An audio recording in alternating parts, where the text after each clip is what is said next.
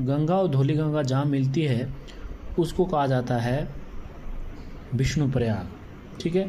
और फिर जब उससे नदाकिनी नदी मिलती है तो नंद प्रयाग कहा जाता है। जब पिंडार गंगा मिलती हैं तो उससे क्या कहा जाता है, कर्ण प्रयाग कहा जाता है, ठीक है। जैसे ही आगे जाती हैं केदारनाथ से एक नदी आती है मंदाकिनी, और जहाँ पे वो मिलती है मतलब अलकनंदा से, उसे कहा जाता है रुद्रप्रयाग। फिर एक गंगोत्री नदी आती है, गंगोत्री से निकलती है, गंगोत्री ग्लेशियर से निकलती है भागीरथी, जहाँ वो अलकनंदा से मिलेगी, अलकनंदा से जहाँ मिलेगी उसको कहा जाता है देवप्रयाग। अब आपने यहाँ से ध्यान से रखना है, अगर आपसे पूछे कि कहाँ से ये मैदानी इलाके में जाती हैं, तो ये मैदानी इलाके से ऋषिकेश और ये जो आपकी हरिद्वार है वहाँ से ये मैदानी इलाके से आती हुई आगे किस में जाती है, पश्चिम बंगाल में, ठीक है। तो ये जो बिजनौर है, बिजनौर में ये यूपी में एंटर करेगी, जिसमें इसको शहर पड़ेंगे नरोरा, फरुखाबाद, कन्नौज, ठीक है, कानपुर, फतेहपुर, मिर्ज़ापुर, वाराणसी, प्रयागराज, ठीक है।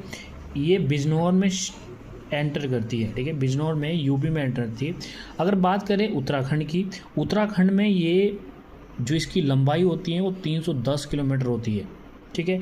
अगर यूपी की बात की जाए तो यूपी में जो इसकी लंबाई होती है 1140 किलोमीटर होती है, ठीक है।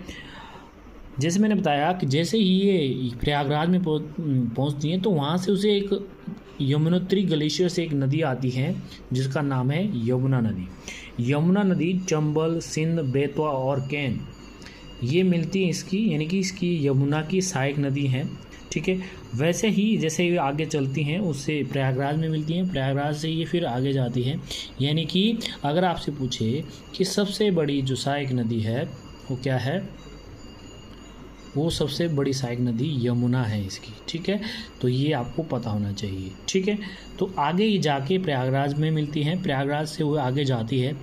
अब जहाँ छपरा है, गाजीपुर कह सकते हो आप, गाजीपुर के आसपास ये एंटर कहाँ करेगी, बिहार में एंटर करेगी, और बिहार में पटना, हाजीपुर, भागलपुर ये मिलेंगे। यानी कि ये बिहार में जो इसकी लंबाई होती है वो 455 किलोमीटर होती है, ठीक है, 455 किलोमीटर ये बहती हैं बिहार में।